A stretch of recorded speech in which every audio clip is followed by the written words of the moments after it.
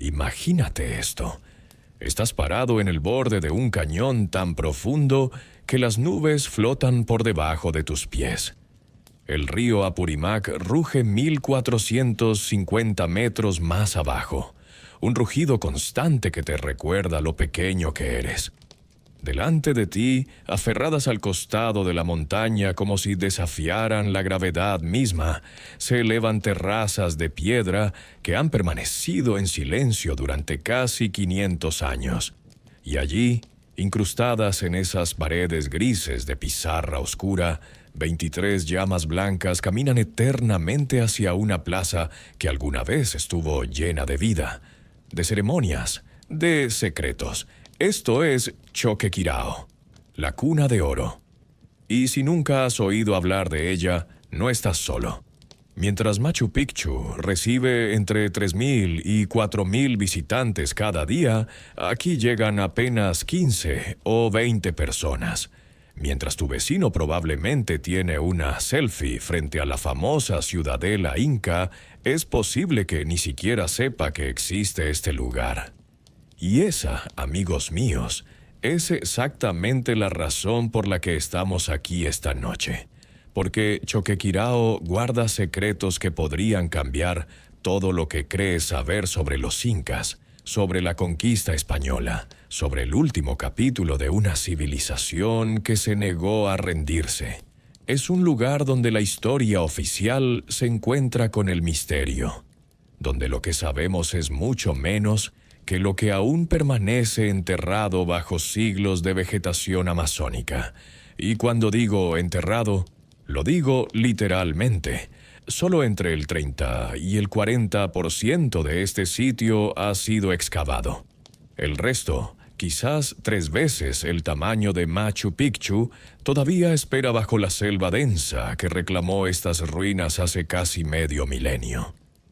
¿Por qué importa esto? Porque cada vez que los arqueólogos limpian una terraza más, cada vez que aparece una nueva estructura bajo las lianas y los helechos gigantes, aparecen pistas que desafían lo que pensábamos saber. En 2004, cuando finalmente limpiaron el sector 8, aparecieron esas llamas blancas de las que te hablaba. 23 figuras meticulosamente construidas, con piedra caliza blanca, cada una de hasta casi 2 metros de altura, marchando en procesión hacia el corazón de la ciudad. Y aquí está lo sorprendente. Este estilo de arte, esta forma de incrustar figuras en las terrazas, es completamente único en el mundo inca. No existe en ningún otro sitio. Ninguno. Ni en Machu Picchu, ni en Sacsayhuamán, ni en Ollantaytambo. Solo aquí, Goritumi Echevarría, especialista en arte rupestre prehistórico que ha trabajado en el sitio desde que se descubrieron las llamas en 2005, dice algo fascinante. No hay nada más como esto en los Andes. Fue una innovación artística que ocurrió antes del siglo XVI y nunca se repitió. Piensa en eso. Los incas, maestros constructores que crearon un imperio desde Ecuador hasta Chile, que dominaron la piedra como nadie antes, crearon aquí algo único y luego nunca lo hicieron de nuevo. ¿Por qué? ¿Qué hacía tan especial a este lugar? Y ese es solo uno de los misterios, porque resulta que esas llamas podrían no ser incas en absoluto. Bueno, fueron construidas durante la época inca, sí, pero el estilo, la técnica, todo apunta a que fueron hechas por trabajadores de Chachapoya, un pueblo guerrero del norte del Perú que los incas conquistaron en la década de 1470. Los incas los trajeron aquí, a miles de kilómetros de su hogar en las selvas nubosas, para construir esta ciudad. Choquequirao podría ser el único sitio inca donde podemos identificar con casi total certeza el grupo étnico específico de trabajadores importados que ayudó a construirlo. Pero aquí está la pregunta que realmente debería mantenerte despierto esta noche. ¿Por qué? ¿Por qué los incas trasladaron a un pueblo entero desde el norte para construir una ciudad en uno de los lugares más inaccesibles de su imperio? ¿Por qué construir aquí, en este rincón perdido del cañón del Apurímac, cuando ya tenían Machu Picchu a solo 2 días de camino? ¿Y por qué, cuando los españoles finalmente conquistaron el imperio inca, cuando registraron meticulosamente cada ciudad, cada templo, cada camino, por qué no hay una sola palabra sobre Choquequirao en ninguna crónica española del siglo XVI o XVII? La respuesta a esa última pregunta es particularmente intrigante, porque los españoles nunca la encontraron. Durante casi 40 años después de la caída de Cusco, mientras Manco Inca y sus sucesores resistían en las montañas de Vilcabamba, Choquequirao permaneció invisible para los conquistadores. Fue un refugio, un punto de control, una puerta hacia el último reino inca independiente. Y cuando finalmente fue abandonada a finales del siglo XVI, la selva la reclamó tan completamente que desapareció de la historia humana durante más de un siglo. El nombre mismo del lugar es un misterio que te hace pensar. Choquequirao viene del aymara choque y el quechua quirao. Choque significa oro, el metal más rico. Quirao significa cuna, la cuna de oro. Ahora bien, cuando los españoles finalmente oyeron rumores de este lugar en 1710, sus ojos debieron brillar con codicia. Una ciudad llamada la Cuna de Oro en las profundidades de Vilcabamba, el último refugio inca. Debieron imaginar templos llenos de tesoros, plazas pavimentadas con oro.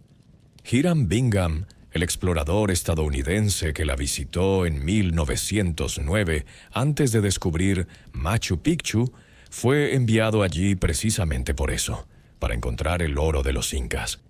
¿Sabes qué encontró? Piedra. Hermosa, imposible, perfectamente colocada piedra.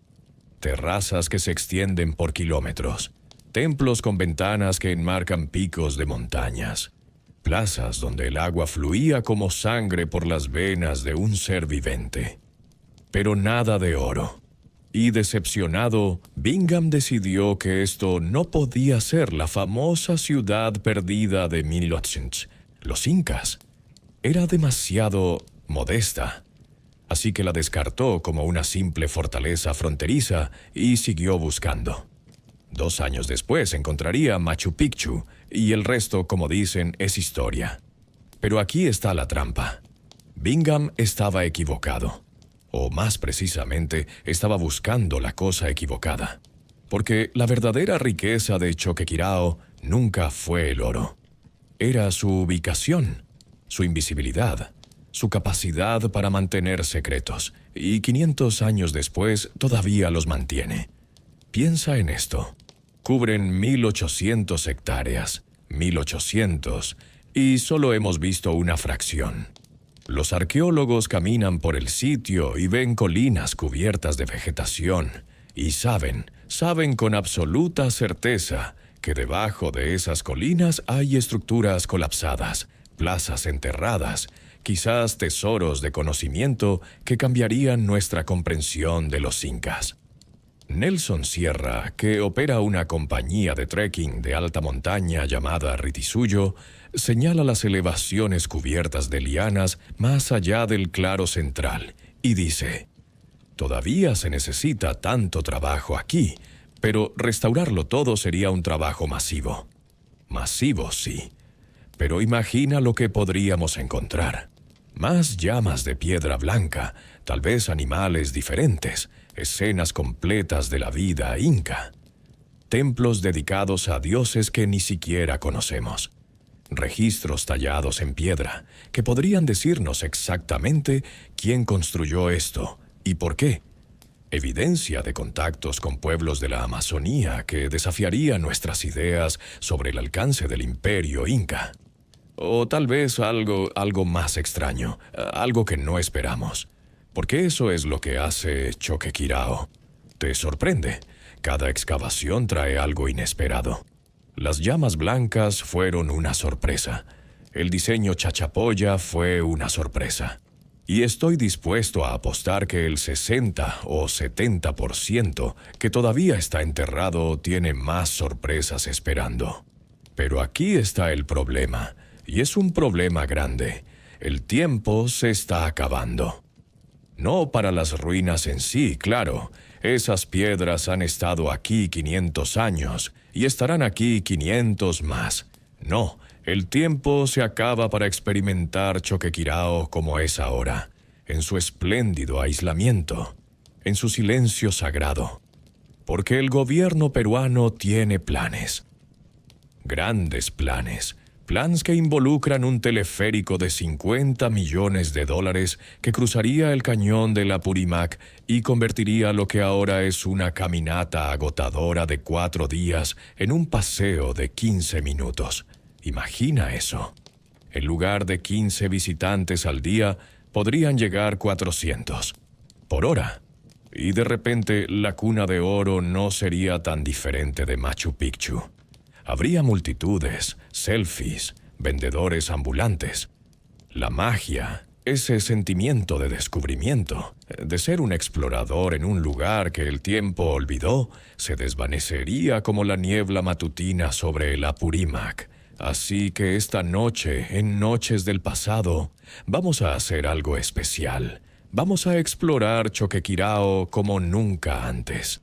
Vamos a caminar por sus terrazas misteriosas, a descifrar sus inscripciones de piedra, a conocer a las personas que la construyeron y a los que la usaron como último refugio contra la conquista española. Vamos a desentrañar el misterio de por qué fue construida, qué secretos guarda y por qué podría cambiar todo lo que pensaba saber sobre el Imperio Inca. Vamos a hablar sobre la verdad detrás del nombre Cuna de Oro, y te prometo que no es lo que piensas. Vamos a descubrir por qué Hiram Bingham, el hombre que hizo famoso a Machu Picchu, casi cometió el error más grande de su carrera cuando descartó este lugar.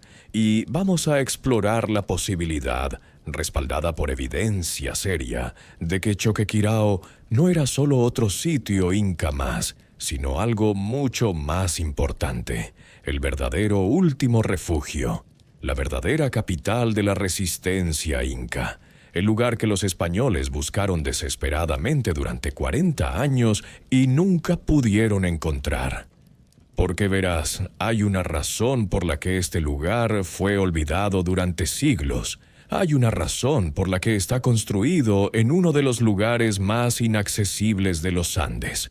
Hay una razón por la que los incas trajeron trabajadores desde el otro lado del imperio para construirlo. Y todas esas razones se conectan con la historia más épica de resistencia y supervivencia que probablemente nunca has escuchado. Así que acomódate, porque vamos a hacer un viaje. Un viaje a través de montañas que tocan las nubes, a través de siglos de historia enterrada, a través de misterios que los mejores arqueólogos del mundo todavía están tratando de resolver.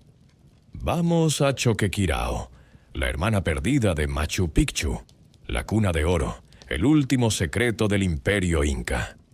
Y te advierto, después de esta noche, cuando veas fotos de Machu Picchu, ya no será lo mismo, porque sabrás que hay otro lugar, más grande, más misterioso, más importante, esperando en las montañas. Y te preguntarás por qué nadie te habló de él antes. Empecemos por el principio. Bueno, no exactamente el principio, porque nadie sabe realmente cuándo comenzó la historia de Choquequirao. Pero empecemos con el momento en que este lugar volvió a entrar en la conciencia humana después de siglos de olvido. Empecemos en 1710, con un explorador español llamado Juan Arias Díaz, y una búsqueda de oro que cambiaría todo. El año es 1710. Han pasado casi 150 años desde que los últimos incas abandonaron Choquequirao. La selva ha hecho su trabajo. Lianas del grosor de tu brazo se entrelazan entre las terrazas. Árboles gigantes crecen donde una vez hubo plazas, y los muros de piedra perfectamente encajados están ocultos bajo una capa de musgo y vegetación tan densa que podrías caminar a pocos metros del sitio y nunca saber que está ahí. Pero los rumores persisten. En las comunidades andinas cercanas, especialmente en el pueblo colonial de Cachora, las personas mayores cuentan historias sobre ruinas del otro lado del cañón. Hablan de muros de piedra que brillan con el sol de la mañana, de terrazas que suben y bajan por la ladera de la montaña como las escamas de una serpiente gigante. Y sobre todo, hablan de oro. La cuna de oro, lo llaman. Un lugar donde los últimos incas escondieron sus tesoros cuando huyeron de los españoles. Juan Arias Díaz escucha estas historias y su corazón late más rápido. Es un explorador español, un prospector de minerales, el tipo de hombre que pasaba su vida buscando precisamente este tipo de leyendas. Así que organiza una expedición, contrata guías locales y se embarca en lo que debe haber sido un viaje absolutamente infernal. Para entender por qué, necesitas entender la geografía de este lugar. Y no estoy hablando de coordenadas en un mapa, estoy hablando de uno de los paisajes más dramáticos y desafiantes del planeta. Choquequirao está ubicado en la cordillera de Vilcabamba, en la región de Cusco, en el sur del Perú. Está a 98 kilómetros al oeste de Cusco, lo cual no suena tan lejos hasta que te das cuenta de que esos kilómetros incluyen algunos de los terrenos más brutales que puedas imaginar. El sitio se encuentra en un espolón glaciado, orientado al suroeste, a 3.050 metros sobre el nivel del mar. Debajo de él, el río Apurímac ha tallado un cañón que cae 1.450 metros hasta el lecho del río. 1.450 metros. Eso es casi 4 veces la altura del Empire State Building. Es un abismo tan profundo que cuando estás en el fondo mirando hacia arriba, las ruinas parecen imposibles, como si alguien las hubiera pintado en el cielo. Y cuando estás arriba mirando hacia abajo, el río es solo una cinta plateada que serpentea entre paredes de roca que se elevan como catedrales. Ahora imagina cruzar ese cañón, no en helicóptero, no en teleférico, a pie, como lo hizo Juan Arias Díaz en 1710, como lo hace cualquiera que visite Choquequirao hoy en día. Empiezas en Cachora, un pueblo a 2.900 metros de altura. Desde allí caminas hasta un punto llamado Capulilloc, donde el sendero comienza a descender hacia el cañón. Y cuando digo descender, no me refiero a una pendiente suave. Es una caída vertical casi absoluta, zigzagueando por una ladera tan empinada que en algunos lugares tienes que usar las manos tanto como los pies. Bajas 1.500 metros en el primer día. Tus rodillas empiezan a quejarse después de la primera hora. Para la hora 3 estás caminando como un cangrejo, de lado, tratando de aliviar la presión. El sol golpea sin misericordia, reflejándose en las rocas que bordean el sendero. No hay sombra, no hay descanso, solo metros y metros de descenso interminable. Pero finalmente llegas al fondo, al río. El agua ruge con tanta fuerza que tienes que gritar para que te escuchen. La temperatura aquí es completamente diferente. 20 grados más caliente que arriba. Una humedad pegajosa que te hace sentir como si estuvieras respirando agua. Acampas allí, en un lugar llamado Playa Rosalinas o Santa Rosa, y tratas de convencerte de que lo peor ya pasó. No ha pasado, porque ahora tienes que subir 1.800 metros hasta Choquequirao. Y subir es peor, mucho peor que bajar. Cada paso es una lucha contra la gravedad. Tus piernas se vuelven de plomo después de la primera hora. Tu corazón late tan fuerte que puedes oírlo en tus oídos. El aire se vuelve más delgado a medida que subes y tienes que detenerte cada pocos metros solo para respirar. Este es el camino que Juan Arias Díaz tomó en 1710. Y cuando finalmente llegó a la cima, cuando finalmente se paró en esas terrazas antiguas, cuando vio esos muros de piedra perfectamente encajados emergiendo de la vegetación, debe haber sentido que había encontrado algo extraordinario. El problema es que nadie le creyó, o más precisamente nadie prestó atención. Arias Díaz escribió sobre su descubrimiento. Lo describió en lo que llamó su memorial, pero el documento se perdió o fue ignorado. No fue hasta 1973, 263 años después, que el historiador Lorenzo Huertas publicó el memorial de Arias Díaz, demostrando que Choquequirao había sido descubierto mucho antes de lo que todos pensaban. Pero para entonces la historia oficial del descubrimiento ya estaba escrita. Y esa historia comenzaba con un nombre diferente: Hiram Bingham. Bingham, el explorador y académico estadounidense que haría famoso a Machu Picchu, llegó a Choquequirao en 1909. Era un delegado del primer Congreso Científico Panamericano y estaba en Cusco cuando el prefecto de la provincia de Apurímac, J. Núñez, lo convenció de visitar lo que los locales llamaban la Cuna de Oro. Núñez esperaba que Bingham encontrara tesoros incas, oro que convertiría a la región en un destino de fama mundial. Bingham hizo el mismo viaje brutal que Arias Díaz había hecho 200 años antes. Encontró 3 grupos de edificios, cuerpos momificados y evidencia de que alguien había usado dinamita buscando tesoros. Lo que no encontró fue oro. Y más importante, lo que no encontró fue lo que estaba buscando: Vilcabamba, la capital de los últimos 4 incas, el último refugio del imperio. Así que Bingham escribió en sus notas que Choquequirao era simplemente una fortaleza fronteriza, nada especial, y decidió buscar en otro lugar.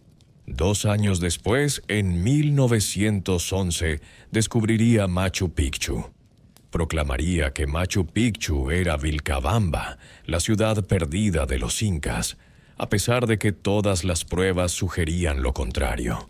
Y Choquequirao quedaría en la sombra de su hermana más famosa durante el próximo siglo. Pero aquí está la ironía deliciosa. Resulta que Bingham podría haber estado más cerca de encontrar la verdadera Vilcabamba cuando estaba en Choquequirao que cuando estaba en Machu Picchu.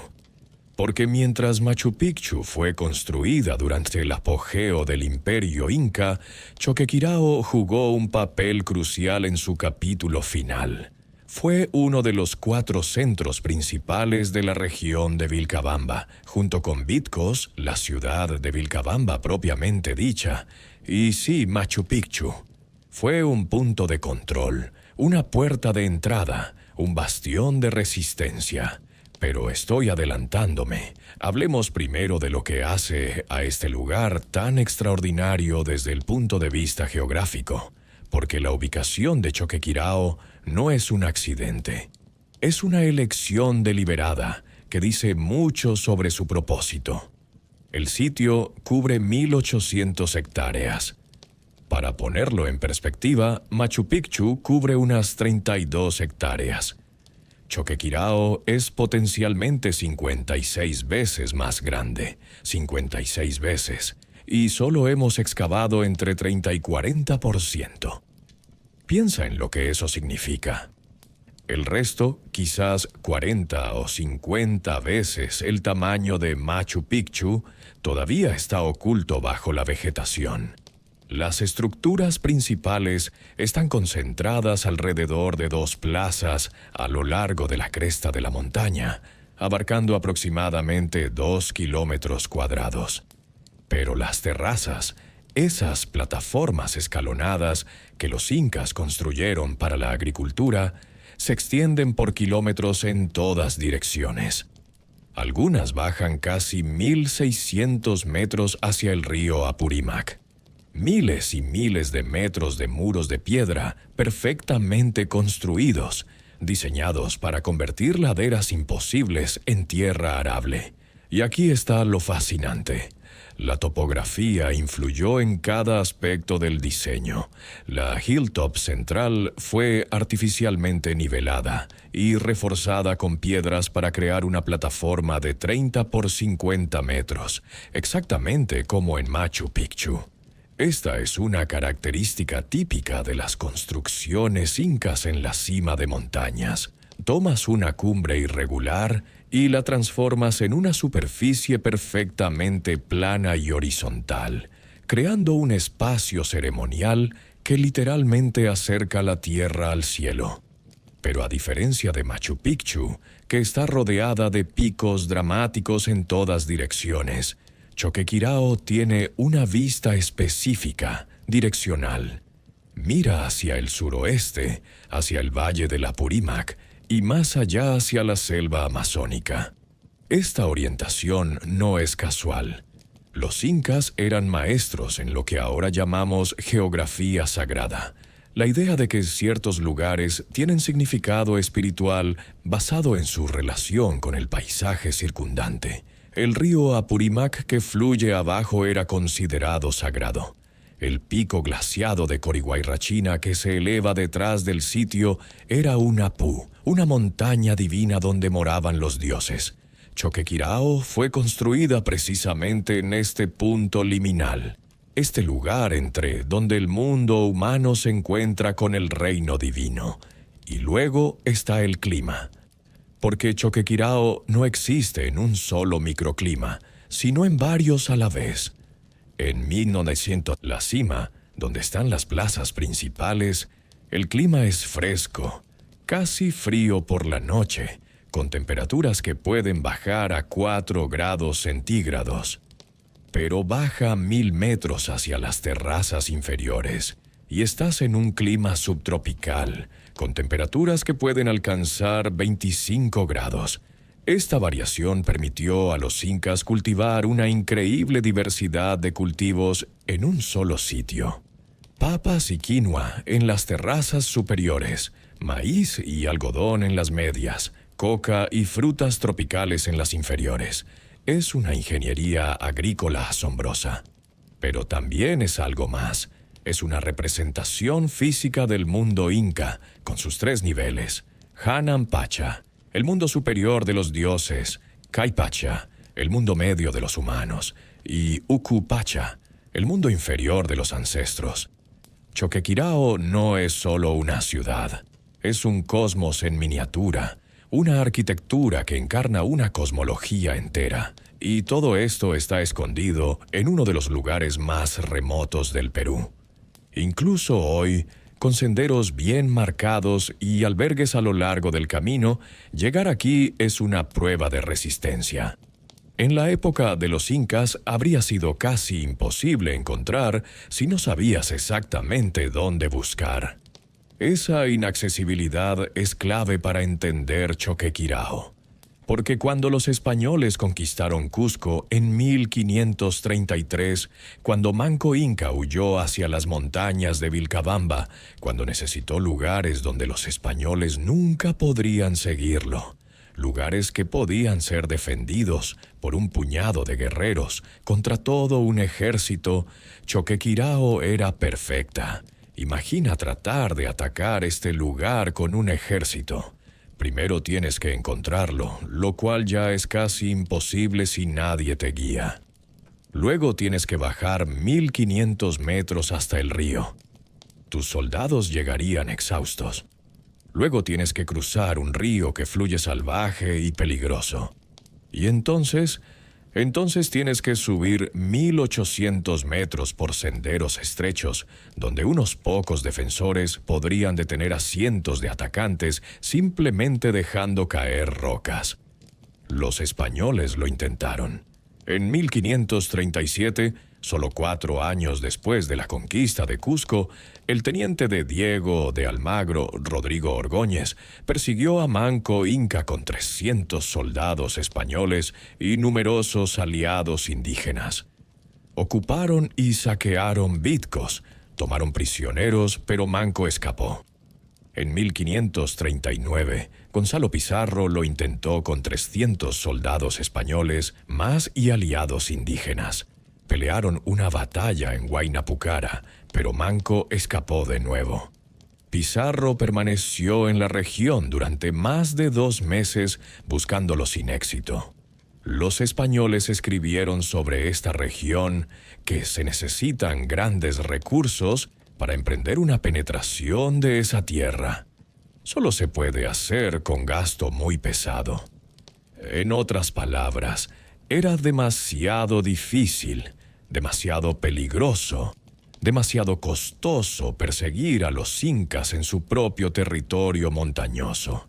Y así, durante casi 40 años, Choquequirao y los otros centros de Vilcabamba permanecieron fuera del alcance español, el último rincón de libertad inca en un imperio que había caído.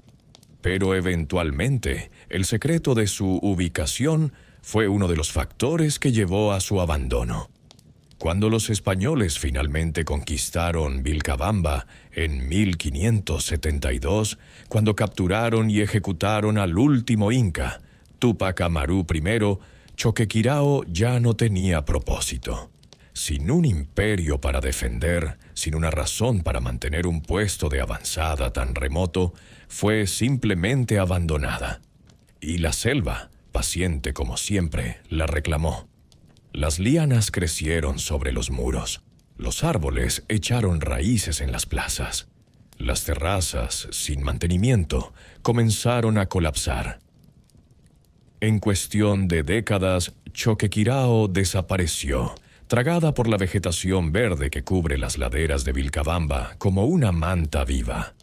Durante más de un siglo, fue como si nunca hubiera existido.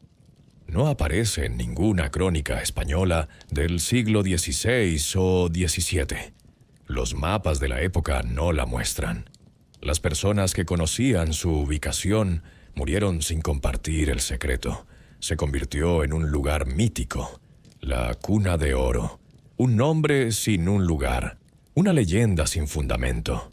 Hasta que Juan Arias Díaz la encontró en 1710, hasta que Hiram Bingham la visitó y la descartó en 1909, y hasta que finalmente, en 1970, comenzaron las excavaciones serias, y Choquequirao empezó a emerger de su sueño de siglos. Pero incluso hoy, después de décadas de trabajo arqueológico, Choquequirao guarda sus secretos celosamente. Solo una fracción ha sido excavada. El resto espera bajo la selva, como un libro cuyas páginas aún no hemos leído. Y cuando finalmente las leamos, cuando excavemos ese 60 o 70% restante, ¿qué encontraremos? Más llamas blancas, templos dedicados a dioses que no conocemos, evidencia de que este lugar era mucho más importante de lo que pensamos, pistas sobre por qué fue construido aquí en este rincón imposible del mundo. No lo sabemos, todavía no, pero estamos a punto de averiguarlo. Porque ahora vamos a hablar de la ciudad misma, de sus piedras y sus secretos, de quién la construyó y cómo y por qué. Vamos a desentrañar el misterio de Choquequirao, piedra por piedra. Hay un momento justo cuando llegas a la plaza principal de Choquequirao después de días de caminata brutal, cuando te detienes y simplemente miras. Y lo que ves desafía toda lógica. Muros de piedra perfectamente encajados sin mortero. Terrazas que se extienden por kilómetros en todas direcciones, cada una construida con la misma precisión obsesiva.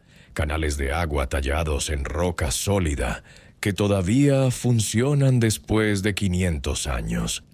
Edificios con ventanas trapezoidales que enmarcan picos de montañas con una precisión que no puede ser accidental. Y en Milnodoneto es medio de todo esto, las llamas blancas caminando eternamente hacia la plaza, cada una construida con docenas de piedras de caliza blanca encajadas en muros de pizarra gris oscura. Y te haces una pregunta simple, terrible. ¿Cómo? ¿Cómo lo hicieron? Más importante, ¿por qué? Porque lo que hace a Choquequirao verdaderamente extraordinario no es solo lo que los incas construyeron aquí, sino dónde lo construyeron y por qué eligieron este lugar imposible para crear algo tan elaborado, tan hermoso, tan permanente. Empecemos con el quién, porque incluso eso es un debate. La mayoría de los arqueólogos están de acuerdo en que Choquequirao fue construida durante el reinado de Tupac Inca Yupanqui, el 10º gobernante del Imperio Inca, quien gobernó desde 1471 hasta 1493. Durante su reinado, el Imperio Inca alcanzó su máxima expansión territorial, extendiéndose desde el Ecuador moderno hasta Chile. Tupac Inca era conocido por su habilidad en la guerra y la administración, y bajo su mandato, el imperio no solo conquistó nuevos territorios, sino que los integró de maneras sofisticadas. Pero aquí está la parte fascinante. La evidencia sugiere que Tupac Inca no solo ordenó la construcción de Choquequirao, la diseñó específicamente para rivalizar con Machu Picchu, construida por su padre Pachacuti. Piensa en eso por un momento. Tu padre construye una de las ciudades más asombrosas que el mundo haya visto, un lugar que 5 siglos después seguiría dejando a la gente sin aliento. ¿Qué haces? ¿Cómo compites con eso?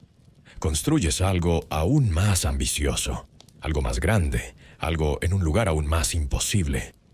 No para superarlo necesariamente, sino para demostrar que la grandeza no fue un accidente, que Pachacuti no fue único, que tú también puedes crear maravillas que desafíen el tiempo. La evidencia para esta teoría es convincente. Primero, tenemos documentos coloniales que indican que Tupac Inca controlaba Choquequirao. Su bisnieto, Tupac Zairi, reclamó la propiedad del sitio y las tierras circundantes durante el periodo de colonización española.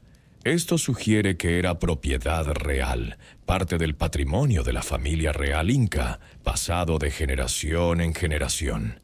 Segundo, y esto es realmente intrigante, tenemos la evidencia chachapoya. Las llamas blancas, ese zigzag característico en la terraza superior, el estilo general de decoración, todo apunta a trabajadores chachapoya. Y sabemos que los chachapoya fueron conquistados en la década de 1470, durante el reinado de Tupac Inca. La cronología encaja perfectamente. Pero, ¿por qué chachapoya? Los chachapoya, también conocidos como los guerreros de las nubes, eran un pueblo del norte del Perú, de las selvas nubosas alrededor de lo que hoy es Chachapoyas. Eran conocidos por ser guerreros feroces, que resistieron la conquista inca durante años. Cuando finalmente fueron sometidos, los incas implementaron una estrategia llamada Mitma, reubicación forzada de poblaciones. La idea era brillante y brutal a la vez. Tomas a un pueblo potencialmente rebelde y los dispersas por todo el imperio. Los separas de su tierra natal, de sus centros de poder, de su capacidad para organizarse, y los conviertes en trabajadores en proyectos imperiales, donde pueden ser vigilados de cerca. Al hacerlo, debilitas su capacidad de resistir y los conviertes en contribuyentes de la máquina imperial. Pero los incas también reconocían y aprovechaban las habilidades únicas de cada grupo. Los chachapoya eran conocidos por su arquitectura distintiva, particularmente por su uso de piedra caliza blanca y sus diseños geométricos complejos. Así que cuando Tupac Inca necesitó trabajadores para Choquequirao, trajo a los Chachapoya.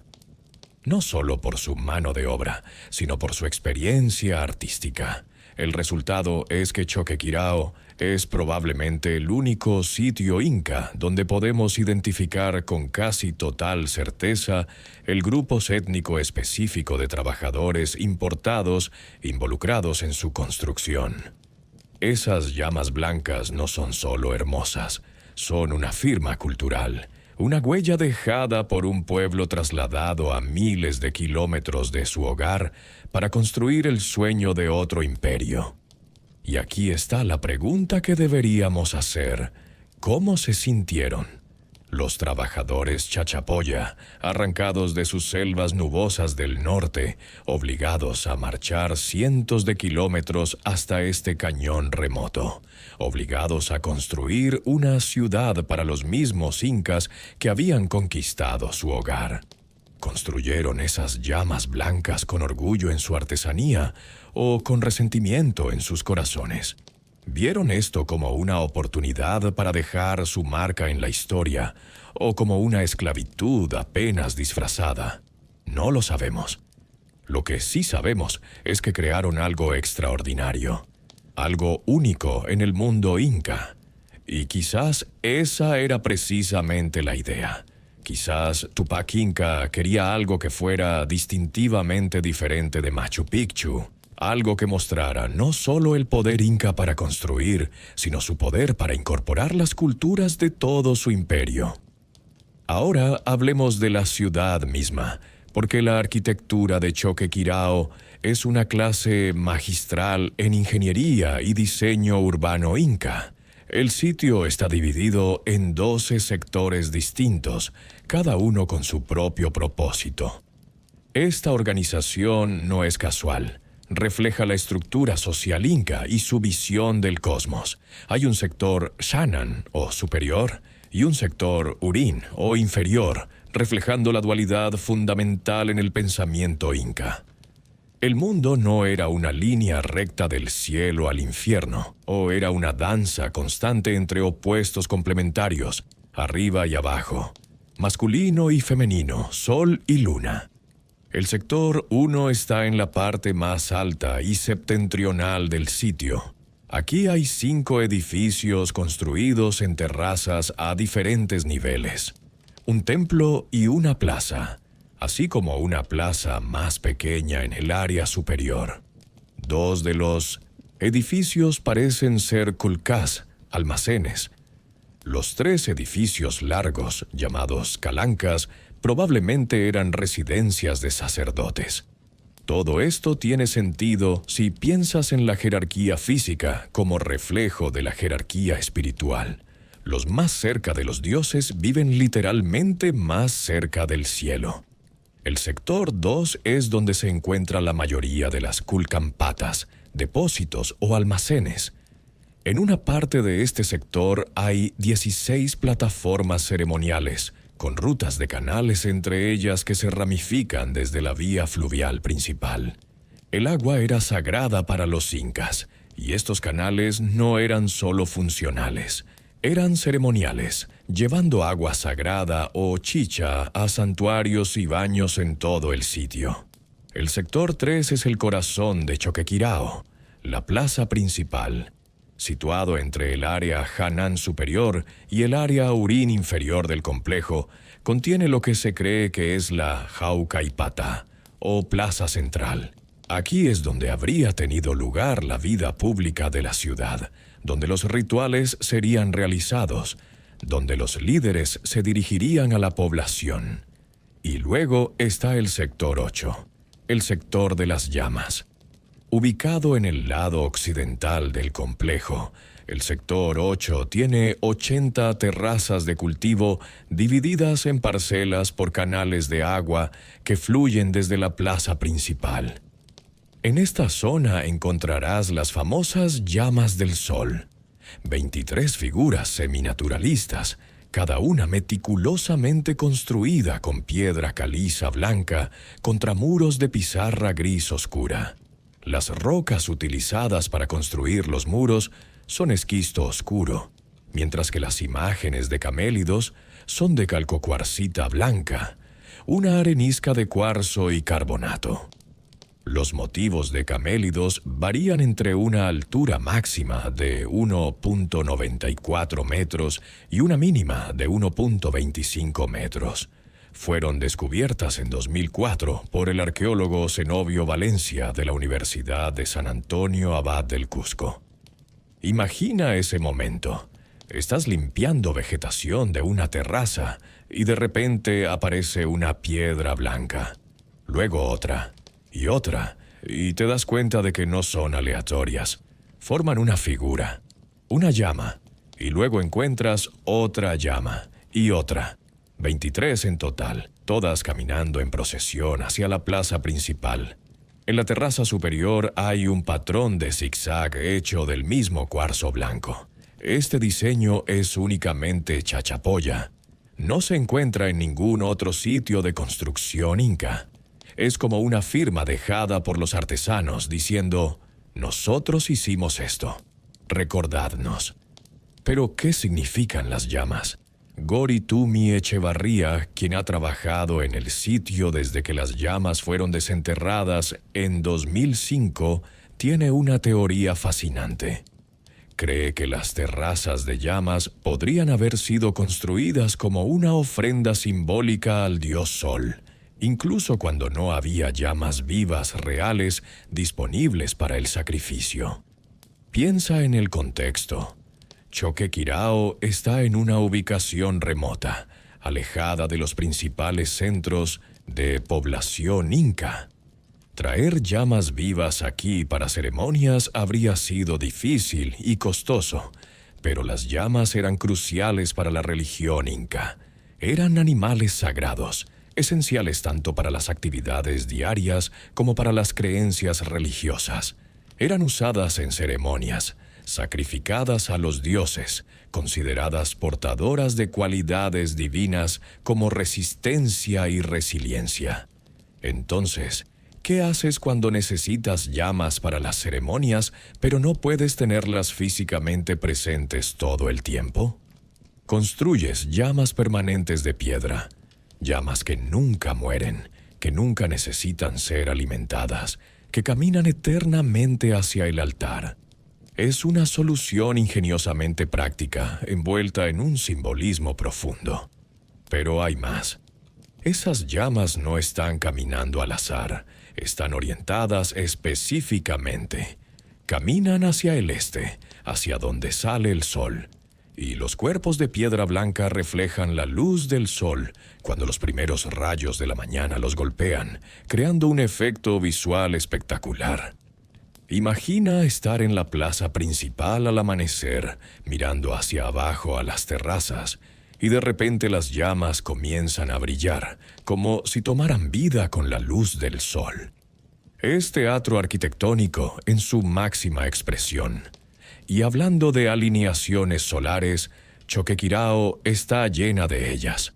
Los investigadores han encontrado que muchas estructuras están alineadas con los solsticios de junio y diciembre. La escalera gigante, una estructura masiva de 25 metros de largo y 4.4 metros de ancho que desciende desde la plaza superior, se abre hacia el amanecer del solsticio de diciembre. Es decir, una vez al año, en el día más largo del hemisferio sur, el sol sale directamente en línea con esta escalera. ¿Por qué construir una escalera que no lleva a ninguna parte? Porque no es realmente una escalera. Es un marcador astronómico, un calendario de piedra, una forma de vincular el ciclo arquitectónico de la ciudad con los ciclos celestiales del sol. Los incas no hacían esa distinción que hacemos entre lo práctico y lo ceremonial. Todo era sagrado, todo tenía significado. El Usnu, la plataforma ceremonial, es otro ejemplo perfecto. Es una gran colina truncada que servía como plataforma ceremonial. Se accedía a través de una entrada de doble jamba, indicando que el paso probablemente estaba limitado a personas de alto estatus.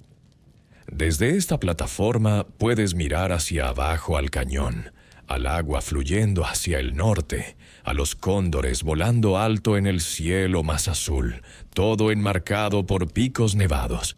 Es un lugar diseñado específicamente para la conexión espiritual, un punto donde lo humano se encuentra con lo divino. Y luego está el sistema de agua. Oh, el sistema de agua. Es una de las cosas más impresionantes de Choquequirao, y también una de las más subestimadas. Los incas eran hidrólogos maestros. Entendían el flujo de agua mejor que la mayoría de las civilizaciones modernas. En 1900, Choquequirao construyeron un acueducto que transporta agua desde las alturas del glaciar hasta el sitio.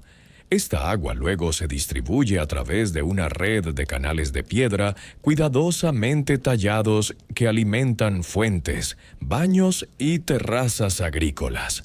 El agua no solo fluye, fluye con propósito. El canal principal actúa como una columna vertebral, organizando la distribución de edificios mientras conecta simbólicamente los sectores Hanan y Hurin. El agua fluye desde los Apus, las montañas dioses, hacia el sitio, trayendo bendiciones divinas con ella. No es solo H2O, es el elemento vital, la conexión entre lo terrestre y lo celestial. Y funciona. 500 años después, sin mantenimiento durante casi todo ese tiempo, partes del sistema de agua de Choquequirao todavía funcionan. Los canales todavía transportan agua. Las fuentes todavía fluyen. Es un testimonio de la ingeniería inca y de su comprensión profunda no solo de cómo construir cosas que duren, sino de cómo construir cosas que funcionen en armonía con el entorno natural. Porque esa es la verdadera genialidad de Choquequirao. No es solo que los incas construyeron una ciudad en un lugar imposible. Es que lo hicieron de una manera que respeta, incorpora e incluso celebra el paisaje circundante. Los muros se alinean con los perfiles de las montañas. Las ventanas enmarcan picos específicos. Los canales de agua siguen los contornos naturales de la tierra. La ciudad no domina el paisaje, dialoga con él. Pero hay un elefante en la habitación que necesitamos abordar: la calidad del trabajo en piedra. Porque si has estado en Machu Picchu, has visto ese trabajo de mampostería increíble, esas piedras tan perfectamente encajadas que no puedes deslizar un cuchillo entre ellas. Y si vienes a Choquequirao esperando lo mismo, te decepcionarás. La piedra aquí es diferente, más suave, más quebradiza. La roca metamórfica frágil disponible en Choquequirao no se puede formar en nada parecido a la mampostería soberbia de Machu Picchu. Los constructores se vieron obligados a crear un estilo diferente de construcción monumental. Moldearon entradas y esquinas con cuarcita, y los muros se hicieron de sillería y se revocaron con arcilla, y luego se pintaron de un color naranja claro. Es menos perfecto, más rústico. Pero aquí está la cosa. Eso no lo hace menos impresionante. De hecho, podría hacerlo más impresionante, porque significa que los constructores tuvieron que ser aún más creativos, aún más ingeniosos. Tenían una visión de lo que querían crear, y la geografía y geología no cooperaban, así que tuvieron que adaptarse, y lo hicieron brillantemente. Entonces, ¿por qué aquí? ¿Por qué construir en este lugar imposible con materiales subóptimos? ¿Por qué no elegir un sitio con mejor piedra, acceso más fácil, ubicación más conveniente? Porque la ubicación es el punto. Choquequirao no fue construida para ser conveniente, fue construida para ser inaccesible, para ser defendible, para ser un refugio o un bastión, un lugar donde pudieras retirarte cuando el resto del mundo se derrumbara. Y eso nos lleva a la parte más fascinante de la historia de Choquequirao. La parte que Hiram Bingham no entendió cuando la descartó como una simple fortaleza fronteriza. Porque resulta que Choquequirao no era solo un retiro real hermoso, era algo mucho más importante. Un punto de control crucial hacia Vilcabamba, el último reino inca independiente. Una puerta de entrada entre el imperio español y el último rincón de libertad inca. Y para entender eso, necesitamos hablar sobre el momento más dramático en la historia de Choquequirao, cuando se convirtió en parte de uno de los últimos stands de los incas contra los conquistadores españoles. Es 1536. Manco Inca Yupanqui se para en lo alto de la fortaleza de Sacsayhuamán, mirando hacia abajo a la ciudad de Cusco. Alrededor de él, miles de guerreros incas.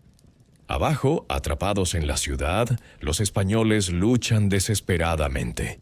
Este es el gran contraataque, el momento en que Manco intentará expulsar a los invasores y restaurar el imperio inca.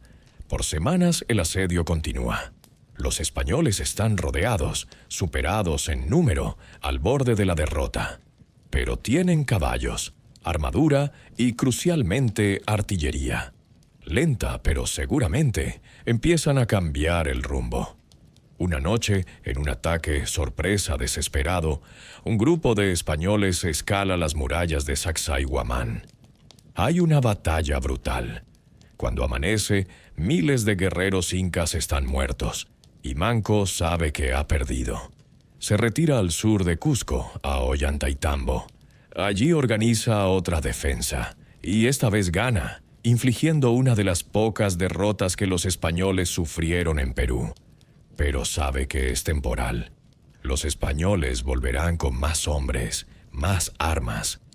Cusco, su capital ancestral, está perdido. Así que toma una decisión que cambiará el curso de la historia inca. Se retira hacia el oeste, hacia las montañas de Vilcabamba, hacia ese territorio salvaje y remoto donde los españoles tendrán dificultades para seguirlo, hacia Vitcos, Vilcabamba y Choquequirao. Y aquí comienza una de las historias más extraordinarias de resistencia en la historia de las Américas.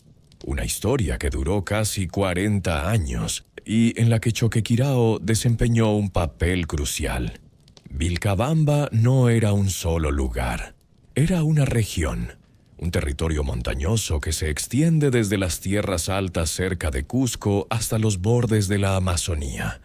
Los incas lo habían ocupado desde alrededor de 1450, estableciendo centros principales en Machu Picchu, Choquequirao, Vitcos y la ciudad de Vilcabamba propiamente dicha. Conocían cada sendero, cada paso de montaña, cada forma de moverse por este terreno brutal. Cuando Manco se retiró allí en 1536, no estaba huyendo al azar. Estaba retirándose a territorio inca, a un lugar que podía defender, donde podía reagruparse, donde podía establecer lo que los historiadores ahora llaman el Estado neo-inca. Y Choquequirao, con su ubicación imposible al borde del cañón del Apurímac, se convirtió en un punto clave en esta resistencia. Era, según la Oficina de Turismo de Perú, probablemente uno de los puntos de control de entrada a Vilcabamba y también un centro administrativo que cumplía funciones políticas, sociales y económicas. Era una puerta, un lugar por el que tenías que pasar para entrar o salir de Vilcabamba, y más importante, un lugar que era casi imposible de atacar. Los españoles lo intentaron repetidamente. En 1537, Rodrigo Orgóñez persiguió a Manco con 300 soldados españoles y numerosos aliados indígenas. Ocuparon Vitcos, más accesible, y tomaron prisioneros. Pero Manco había desaparecido en las selvas nubosas densas que abundan en la región. No pudieron encontrarlo. En 1539, Gonzalo Pizarro lo intentó con una fuerza aún mayor. Lucharon una batalla en Huayna Pucará, al oeste de Vitcos y a unos 22 kilómetros de Vilcabamba. Pero de nuevo, Manco escapó. Pizarro permaneció en la región durante más de 2 meses buscándolo sin éxito, capturando a la esposa principal de Manco, Curaocyo, pero sin poder encontrar al propio Manco. Los españoles escribieron, frustrados, que se necesitan grandes recursos para emprender una penetración de esa tierra. Solo se puede hacer con gasto muy pesado. El mensaje era claro. Perseguir a Manco en Vilcabamba era demasiado difícil, demasiado peligroso, demasiado costoso. No valía la pena el esfuerzo. Así que llegaron a una tregua inquieta. Los españoles controlaban Cusco y las tierras bajas. Manco controlaba Vilcabamba y las montañas. Había visitas diplomáticas de un lado a otro, negociaciones, intentos de alcanzar algún tipo de acuerdo. Pero en esencia existían 2 Perús, el español y el inca. Y Choquequirao, sentada al borde entre estos 2 mundos, era parte de la infraestructura que mantenía viva la resistencia inca. Era un lugar donde los mensajeros podían detenerse, donde se podían almacenar suministros, donde los guerreros podían vigilar los movimientos españoles. Era, en el lenguaje moderno, parte de una red logística que permitía al Estado neo-inca funcionar. Pero también era algo más. Era un símbolo. Una declaración de que los incas todavía podían construir, todavía podían crear, todavía existían como civilización y no como mero remanente derrotado. Mientras Choquequirao se mantuviera en pie, mientras sus terrazas siguieran produciendo cultivos, mientras el agua siguiera fluyendo por sus canales, el imperio inca no estaba realmente muerto. Estaba dormido, esperando el momento de despertar. La historia de este periodo es fascinante y compleja, con múltiples incas gobernando en Vilcabamba después de Manco. Primero, estaba Manco mismo, quien fue asesinado en 1545 por un almagrista español al que había dado refugio. Es una ironía terrible. El líder de la resistencia inca muerto no en batalla, sino por un refugiado español viviendo entre ellos. Luego vino Sayri Tupac, hijo de Manco. A diferencia de su padre, eligió el diálogo con los españoles. Fue bautizado. Viajó a Lima, donde fue recibido con honores, y se estableció en el Valle de Yucay bajo gobierno colonial. Dejó el liderazgo en Vilcabamba a su hermano Titu Cusi Yupanqui.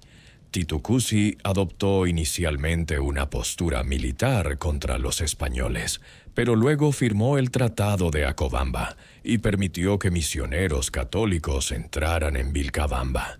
Era una política complicada de aproximación, tratando de mantener la independencia inca mientras llegaba a un acuerdo con la realidad del poder español. Y luego estaba Tupac Amaru I, el último. Cuando Titu Cusi murió en 1571, Tupac Amaru asumió el liderazgo. Pero para entonces, el virrey del Perú, Francisco de Toledo, había decidido que Vilcabamba tenía que terminar, que el último bolsillo de resistencia inca tenía que ser conquistado, de una vez por todas. Así que en 1572, Toledo lanzó una invasión masiva de Vilcabamba. Esta vez, los españoles no se darían por vencidos. Persiguieron a Tupac Amaru a través de las montañas, lo capturaron y lo llevaron de vuelta a Cusco. Allí, en la plaza principal de la antigua capital inca, lo ejecutaron. Era el fin del Estado neo-inca, el fin de 40 años de resistencia, el fin del imperio inca. Y Choquequirao, sin más propósito, fue abandonada. Las personas que vivían allí se fueron. Los sacerdotes partieron. Los guerreros depusieron sus armas y lentamente, inevitablemente la selva comenzó a reclamar lo que los humanos habían construido. Pero aquí está la pregunta que nos mantiene despiertos. ¿Era Choquequirao realmente solo un punto de control? ¿O era algo más? Porque existe una teoría intrigante, apoyada por algunos investigadores, de que Choquequirao podría haber sido el verdadero corazón de Vilcabamba. Que cuando las crónicas españolas hablan de perseguir a Manco a Vilcabamba, podrían no estar hablando de la ciudad que ahora llamamos Espíritu Pampa, sino de Choquequirao. Piénsalo. Las descripciones españolas de Vilcabamba la describen como un lugar de difícil acceso, donde caballos y mulas no pueden seguir los caminos fangosos. Eso describe a Choquequirao perfectamente. La describen como un lugar en una ubicación elevada, visible desde lejos, una cuna en las montañas. De nuevo, Choquequirao encaja. Y más importante, cuando Irán Bingham visitó Choquequirao en 1909, lo hizo porque el prefecto de Apurímac le dijo que este era el lugar donde los incas habían escondido su oro, donde habían hecho su último stand. Los lugareños, cuyas familias habían vivido en la región durante siglos, creían que Choquequirao, no Machu Picchu, no Espíritu Pampa, era el verdadero último refugio. Ahora bien, la mayoría de los arqueólogos modernos creen que la ciudad actualmente identificada como Vilcabamba, también conocida como Espíritu Pampa, es el lugar correcto. Tiene las estructuras apropiadas, la ubicación correcta según las descripciones españolas, evidencia de ocupación durante el período correcto. Pero el debate continúa, porque Choquequirao tiene algo que Espíritu Pampa no tiene: una sensación de importancia, una escala que sugiere que este no era solo un puesto de avanzada, era un centro, un lugar donde las cosas importantes sucedían. Y solo hemos excavado del 30 al 40%. ¿Qué encontraremos en el 60 o 70% restante? Evidencia que demuestre definitivamente el papel de Choquequirao en el estado neo-inca. Pistas sobre reuniones secretas, estrategias militares, rituales religiosos que sostuvieron la resistencia inca durante 40 años. No lo sabemos. Aún no. Porque gran parte de Choquequirao todavía está enterrada, todavía oculta, todavía guardando sus secretos. Y eso nos lleva a una de las partes más frustrantes y más emocionantes de esta historia. Todo lo que todavía no sabemos. Imagina que te doy un libro. Es un libro antiguo, hermoso, lleno de historias fascinantes sobre una civilización perdida. Pero solo puedes leer del 30 al 40% de él. El resto de las páginas están pegadas o escritas en un código que no puedes descifrar, o simplemente faltan. Eso es Choquequirao. Es una historia que solo conocemos parcialmente, y las partes que no conocemos podrían ser las más importantes. Hablemos de números. El complejo de Choquequirao cubre 1.800 hectáreas. Solo se han excavado entre 540 y 720 hectáreas. Eso deja entre 1.080 y 1.260 hectáreas sin explorar. Ese es un área aproximadamente del tamaño de 1.500 campos de fútbol americano. Y no estamos hablando de campo vacío, estamos hablando de estructuras colapsadas, terrazas enterradas, templos ocultos, cada metro cuadrado potencialmente conteniendo algo que podría cambiar nuestra comprensión de los incas. Los arqueólogos caminan por el sitio y pueden ver las estructuras bajo la vegetación. No es difícil.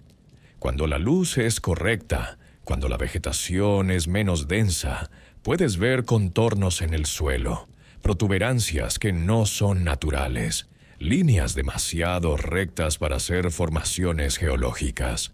Cada una de esas anomalías es una estructura colapsada esperando ser excavada. Nelson Sierra, que opera la compañía de trekking Ritisuyo y ha pasado incontables días en Choquequirao, señala las elevaciones cubiertas de vides más allá del claro central y dice: todavía se necesita tanto trabajo aquí, pero restaurarlo todo sería un trabajo masivo. No, está hablando de años de trabajo. Está hablando de décadas, quizás generaciones. Entonces, ¿qué podría estar allí? ¿Qué secretos podrían estar escondidos bajo esos 1.260 hectáreas de selva? Empecemos con lo obvio. Más arquitectura. Más sectores como los 12 que ya conocemos. Más plazas, más templos, más residencias. Cada nuevo sector podría decirnos algo sobre la organización social inca, sobre cómo vivían, cómo trabajaban, cómo adoraban. Pero luego está lo menos obvio, las sorpresas. Porque cada vez que los arqueólogos excavan un nuevo sector de Choquequirao, encuentran algo inesperado. Las llamas blancas son el ejemplo perfecto. Nadie las estaba buscando, nadie sabía que existían, y de repente, ¡boom!, un descubrimiento que es único en el mundo inca, que plantea más preguntas de las que responde. ¿Qué más podría estar ahí? Más figuras de animales, tal vez. No solo llamas, sino otros animales sagrados para los incas, cóndores, pumas, serpientes. O tal vez figuras humanas, o escenas narrativas completas, historias contadas en piedra. O tal vez algo completamente diferente. Textos, por ejemplo. Los incas no tenían un sistema de escritura como lo entendemos, pero tenían quipus, cuerdas anudadas que usaban para registrar información. ¿Podría haber quipus preservados en alguna tumba seca? Sería un hallazgo arqueológico del siglo, potencialmente tan importante como la piedra de Rosetta. O evidencia de contacto con culturas de las que no sabemos nada. Los incas estaban en el borde de la Amazonía aquí. Choquequirao servía como enlace entre la ciudad de Cusco y la selva amazónica. Comerciaban con pueblos amazónicos, intercambiaban ideas, tecnologías, creencias religiosas. Podría haber artefactos enterrados aquí que desafiarían nuestras ideas sobre el alcance de las interacciones culturales incas. O evidencia de la resistencia misma. Armas, fortificaciones, depósitos de suministros que demuestran cómo Manco Inca y sus sucesores sostuvieron su resistencia durante 40 años. Documentos, si tenemos mucha suerte, o sus equivalentes incas, describiendo estrategias, batallas, negociaciones con los españoles. Pero aquí está el problema. Excavar es caro, lento y difícil, especialmente en un lugar como Choquequirao. No puedes simplemente conducir un camión de equipo hasta aquí. Todo tiene que ser llevado a pie o en mula. Los arqueólogos tienen que acampar en el sitio, vivir en condiciones básicas, trabajar bajo un sol brutal o lluvia torrencial. Y tienen que hacerlo con extremo cuidado, porque cada piedra que mueven, cada pulgada de tierra que eliminan, está potencialmente destruyendo contexto, información que nunca podrás recuperar. Es una de las ironías de la arqueología. Aprendes destruyendo. Cada excavación es irreversible. Una vez que abres una tumba, nunca puedes volver a cerrarla y pretender que no estuvo abierta. Una vez que remueves una capa de tierra, la estratigrafía se ha ido para siempre, así que tienes que ser meticuloso. Documentar todo, fotografiar todo, mapear todo. Y en Choquequirao, con su clima impredecible, su ubicación remota, sus limitaciones de financiamiento, el progreso es dolorosamente lento. Los arqueólogos han estado trabajando aquí desde los años 70 y solo han excavado del 30 al 40%. A ese ritmo tomará otros 50 o 60 años excavar el resto. Pero hay otra complicación. ¿Deberíamos excavarlo todo? Es una pregunta seria en la arqueología moderna. Hay un argumento para dejar algunas cosas sin excavar, preservadas para futuras generaciones de arqueólogos que tendrán mejor tecnología, mejores técnicas, mejores formas de extraer información sin destruir el sitio. Ya ha sucedido antes. Cuando Hiram Bingham excavó en Machu Picchu en 1911 y 1912, usó técnicas que ahora consideraríamos horriblemente destructivas.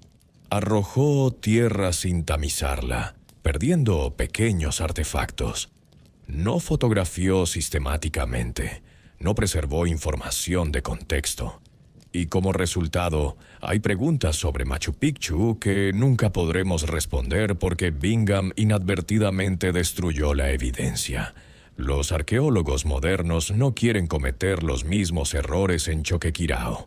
Así que proceden lenta, cuidadosamente, sabiendo que cada decisión que toman afectará cómo las generaciones futuras comprenden este lugar. Y luego está la gran pregunta, la que realmente importa. ¿Cuál era el propósito de Choquequirao? Tenemos teorías, claro. La teoría más aceptada es que fue construida como una finca real por Tupac Inca Yupanqui, modelada después de Machu Picchu, que fue construida por su padre Pachacuti. Era un lugar de retiro, un lugar ceremonial, un lugar donde el Inca podía ir para escapar del ajetreo de Cusco y conectarse con los dioses en soledad montañosa. Pero también tenemos evidencia de que sirvió funciones administrativas. Era un punto de control hacia Vilcabamba, un centro que cumplía funciones políticas, sociales y económicas. Era parte de la infraestructura que conectaba Cusco con la Amazonía, permitiendo el comercio, la comunicación y el control sobre una región vasta y diversa. Y luego está su papel durante el estado neoinca. Era un refugio, un bastión de resistencia, parte de la red que permitió a Manco Inca y sus sucesores desafiar el dominio español durante 40 años. ¿Cuál de estos es el propósito verdadero? La respuesta probablemente es todos ellos. Choquequirao no fue construida para una sola función. Evolucionó, adaptándose a las necesidades cambiantes del imperio inca y luego del estado neoinca. Comenzó como una cosa y se convirtió en otra. Pero sin excavar ese 60 o 70% restante, nunca sabremos toda la historia. Podríamos estar perdiéndonos el capítulo más importante. Y aquí está la parte realmente frustrante. El tiempo se está acabando.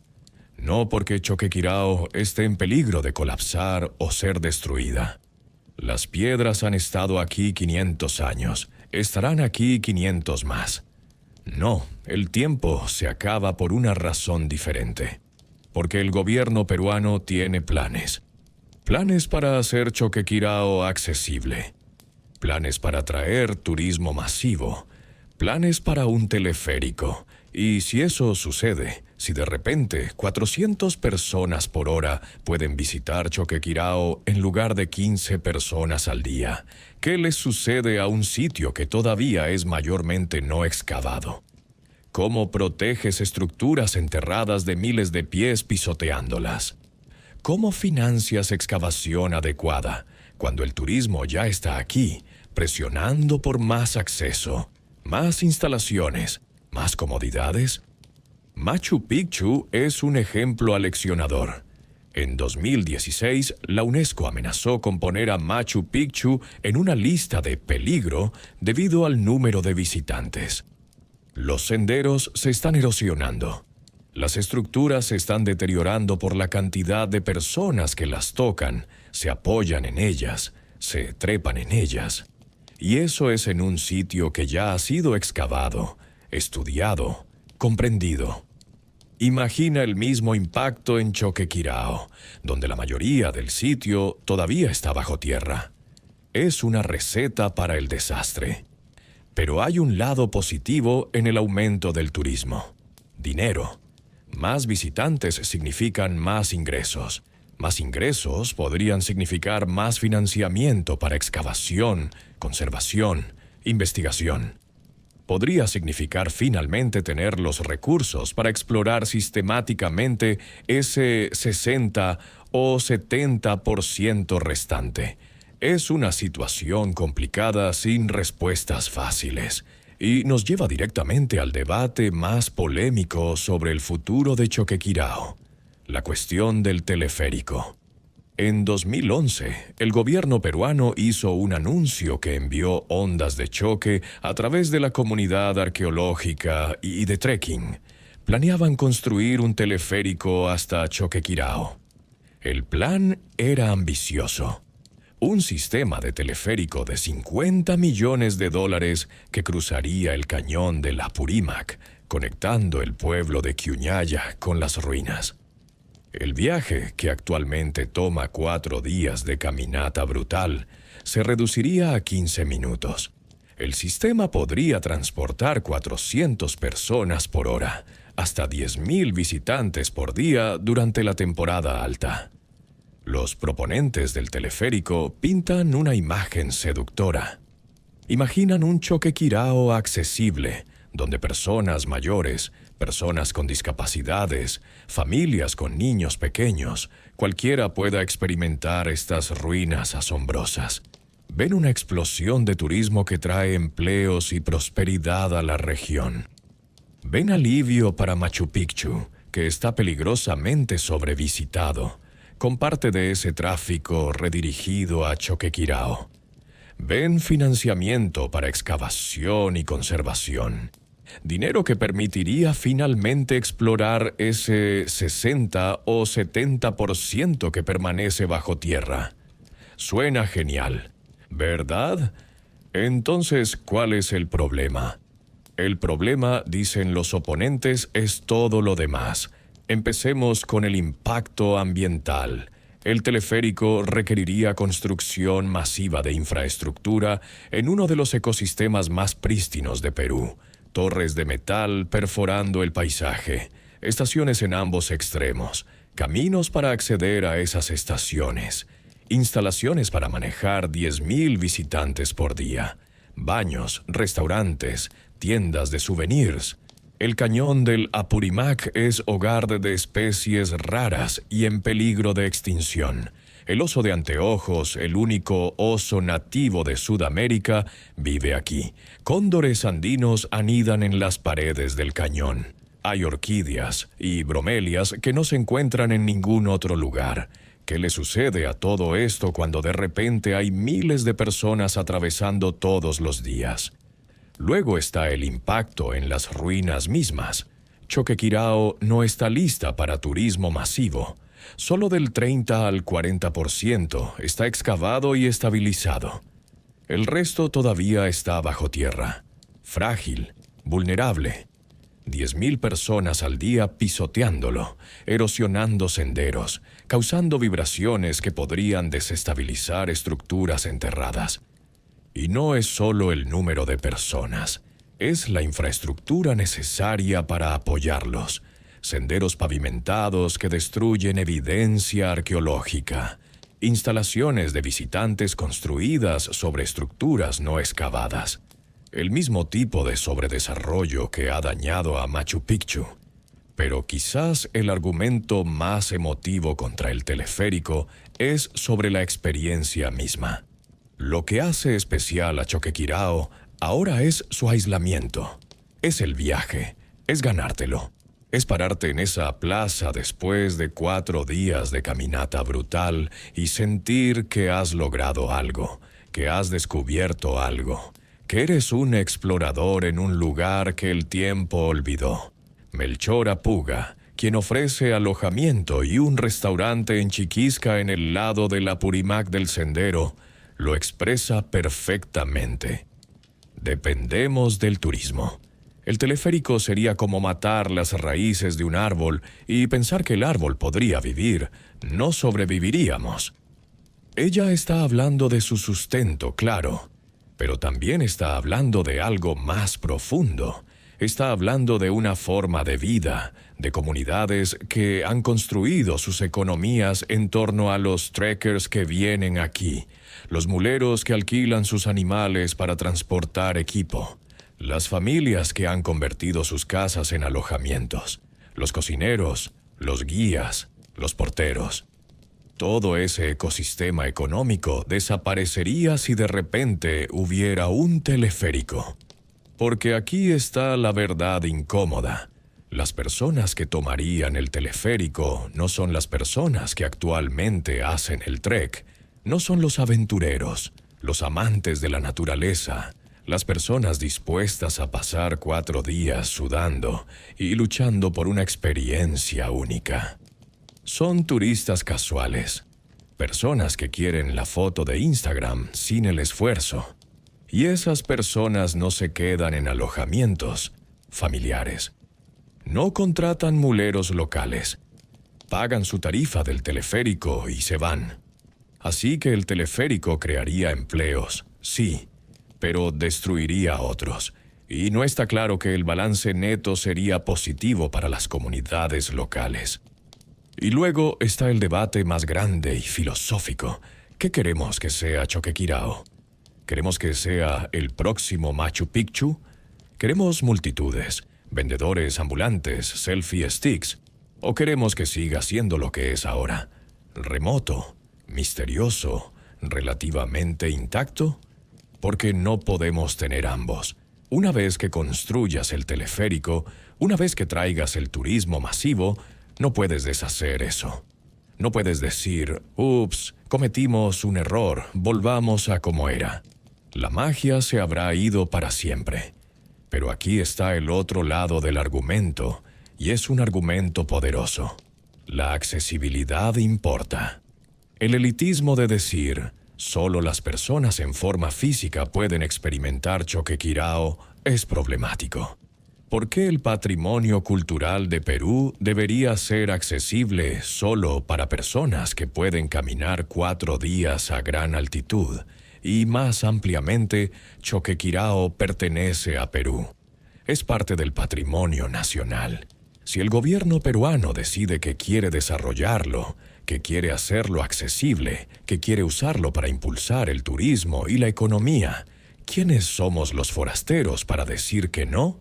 Es complicado, realmente complicado, y no hay respuestas fáciles. La buena noticia, si puedes llamarla así, es que el teleférico todavía no existe. El proyecto ha sido propuesto, debatido, planeado, pero no construido. La pandemia de COVID-19 lo retrasó. Preocupaciones de financiamiento lo retrasaron. Oposición local lo retrasó. Entonces, por ahora, Choquequirao permanece como es, remota, misteriosa, en gran parte inexplorada. Solo 15 o 20 personas llegan aquí cada día. Solo del 30 al 40% ha sido excavado. Los secretos bajo la selva permanecen intactos. ¿Pero por cuánto tiempo? Esa es la pregunta que nos mantiene despiertos, porque Choquequirao está en un punto de inflexión. Podría ir en una de 2 direcciones. Podría convertirse en otro Machu Picchu, sobrevisitado, sobredesarrollado, su misterio reemplazado por multitudes. O podría seguir siendo lo que es ahora, preservado en su relativo aislamiento, sus secretos revelándose lentamente a lo largo de décadas de excavación cuidadosa. Lo que suceda depende de decisiones que se están tomando ahora mismo en oficinas gubernamentales en Lima, en reuniones comunitarias en Cachora, en conferencias arqueológicas alrededor del mundo. Y esas decisiones darán forma no solo al futuro de Choquequirao, sino a nuestra capacidad para entender el pasado inca. Porque aquí está la verdad final. Choquequirao no es solo un sitio arqueológico, es una cápsula de tiempo, un registro preservado de un momento crucial en la historia. Es el último capítulo del Imperio Inca, tallado en Sino-Noretzin, piedra y esperando ser leído. Es un testamento de la resistencia humana, de la creatividad, de la voluntad de construir algo hermoso incluso cuando tu mundo se está derrumbando. Y si lo destruimos con turismo excesivo antes de haber excavado y estudiado y comprendido completamente, habremos perdido algo irreemplazable. Habremos perdido nuestra mejor oportunidad de entender cómo terminó realmente el imperio inca, que hicieron los últimos incas durante esos 40 años de resistencia, cómo mantuvieron viva su cultura contra todo pronóstico. Habremos perdido la oportunidad de leer el final de uno de los capítulos más dramáticos de la historia humana.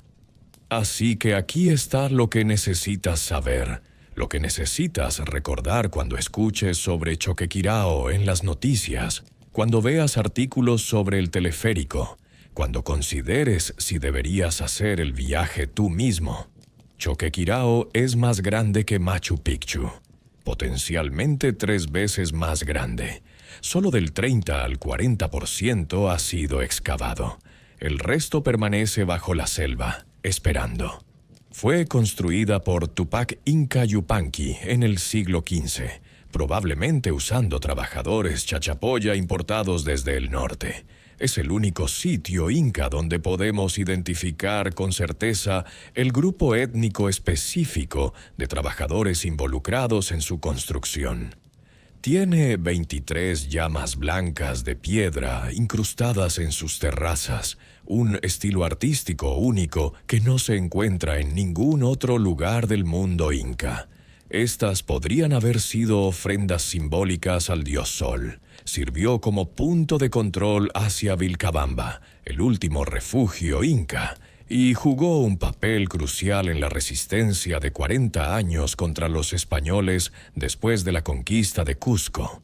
Fue abandonada a finales del siglo XVI y quedó oculta durante más de un siglo, apareciendo solo en 1710, cuando Juan Arias Díaz la encontró. Solo recibe entre 15 y 20 visitantes por día, en comparación con los 3.000 a 4.000 de Machu Picchu, y podría estar a punto de cambiar para siempre si se construye el teleférico propuesto. Entonces, ¿qué deberías hacer con esta información? Si puedes, visita. Haz el trek. Gánate esas ruinas.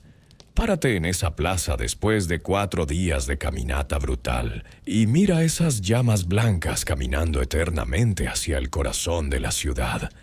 Siente el peso de la historia, el misterio de todo lo que aún no sabemos. Pero hazlo pronto, porque la ventana se está cerrando. Ya sea que el teleférico se construya o no, Choquequirao no permanecerá como es para siempre. Será excavada, desarrollada, cambiada. Y lo que es ahora, esta combinación perfecta de ruina y misterio, de accesibilidad e inaccesibilidad, podría no durar mucho más. Y si no puedes visitarla, si el trek es demasiado para ti, entonces haz esto. Presta atención. Sigue las noticias sobre Choquequirao. Aprende sobre los debates, las decisiones, el futuro que está siendo moldeado ahora mismo. Porque lo que suceda aquí importa. Importa para Perú, para arqueología, para nuestra comprensión de la historia humana. Importa porque Choquequirao es más que solo piedras y terrazas.